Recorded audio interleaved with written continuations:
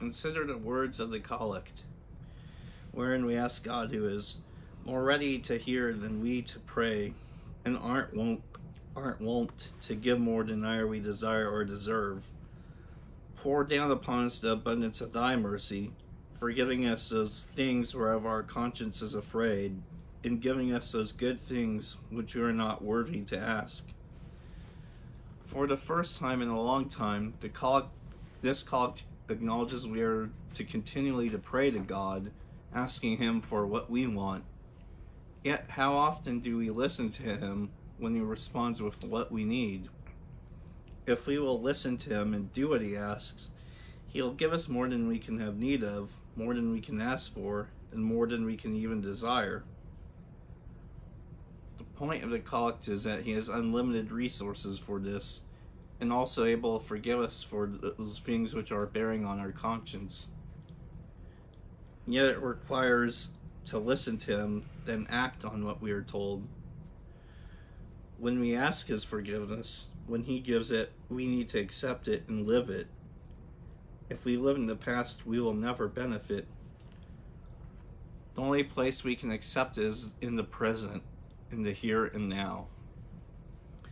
The collect also acknowledges that God is more ready and more inclined to listen to us than we are to pray to him. That is a sad but simple truth, and it reflects his perfect nature versus our imperfect free will nature. We are called to pray to God more often and asking him for what we need, not just what we want. Want and need are two different words, often used interchangeably, which is incorrect.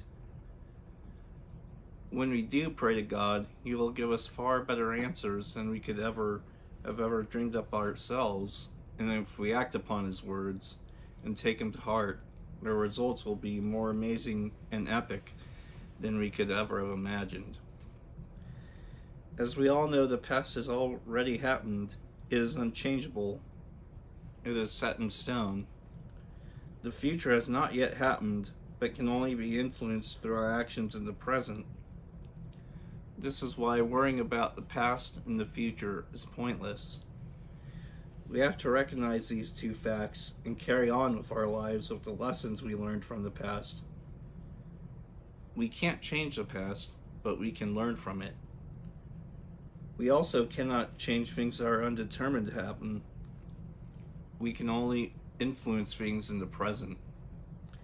To use computer speak, the past and undetermined to happen events are read-only and not read and write. The present is where we can read and write and make changes to our lives.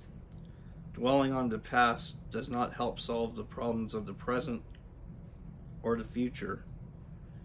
We must take the lessons of the past, but then once learned, look no more back, but forward to what we can do in the present, the only realm of time in which we can influence anything.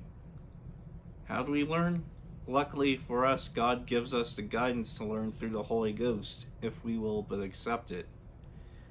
He gives us the power to act in the spirit of the law. The law are actually 613 little laws turned out to be in of itself a death sentence.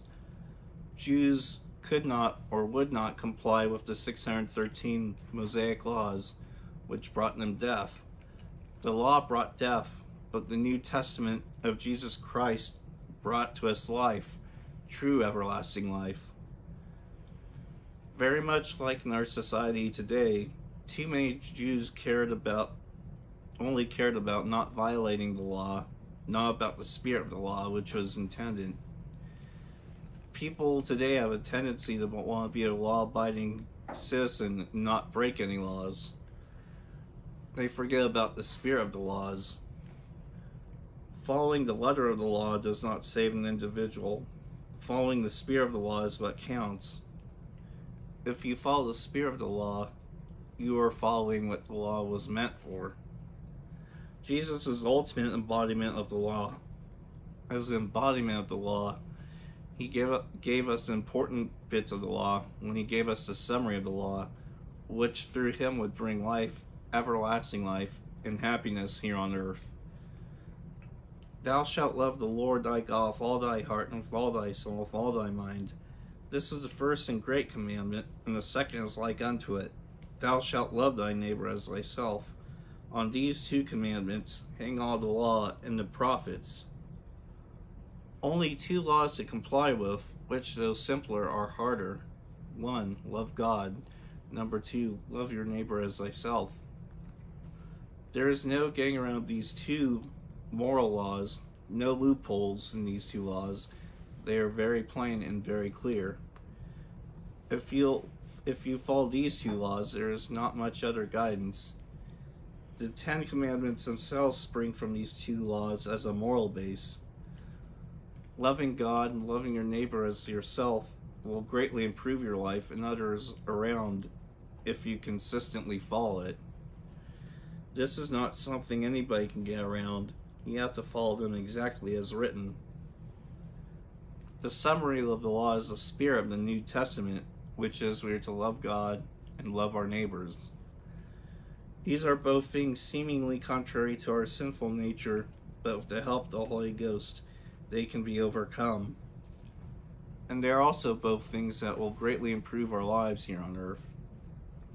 If not in a monetary sense, most certainly our lives will be improved spiritually if we follow the summary of the law. If you understand the big picture, you know what you will need to do to make your little picture line up with His world. Our problem is like the Jews. We cannot perfectly line up our world with His because we come from the same common ancestor, Adam. We have the curse of free will. Luckily for us, we have the Holy Ghost. He can be so useful to us in putting change of course corrections to us. We just need to listen to His input and then act upon it accordingly. In the Gospel, Jesus helped a deaf man with an impediment of speech. It is a parable of sorts. The deaf man is a stand-in for us. We, who seemingly cannot hear God's commands or won't. Our speech impediment is that we have sin, and that sin causes us to utter offensive or wrong things in our day-to-day lives. We are asking Him to heal us of both spiritual impediments. Without His help, we cannot be cleared of our spiritual deafness and uncleanliness. If we will allow Him into our hearts, Jesus Christ will remove that spiritual block that causes the spiritual deafness and uncleanliness.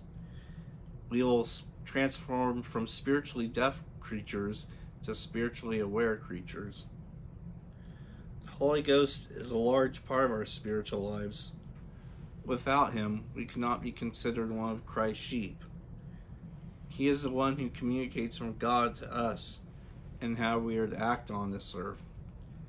He helps us guide our spiritual paths and advises us on the correct actions to be taken. We have to let Him into our hearts and lead the transforming and renewal of our minds. Without His help, we cannot adequately follow Him. In other words, we are doomed without the help of the Holy Ghost, which will give us His guidance and advice in conducting our church, professional, and personal lives. When Jesus opened the ears and mouth of the deaf mute, He did for him what the Holy Ghost will do for us, if we will but let Him open first our ears to hear, then our mouths to testify, communicate, and direct. We must lead people to God, not try to push them. Thus we need to strive, each of us, to follow God more closely so we can pull on the lead rope. Leading requires being in front of the people you are attempting to lead, having them follow your example towards an objective. Study Jesus' life. He is a perfect example of a leader. We cannot ever be perfect, but we can strive for that perfection in our actions. Action counts, for by their actions you shall know them. Heaven is an uphill trail. The easy downhill trail does not lead to the summit. Time is now, not tomorrow. The time has come indeed. How you act. It is by our actions we are known. Be of God, live of God, act of God.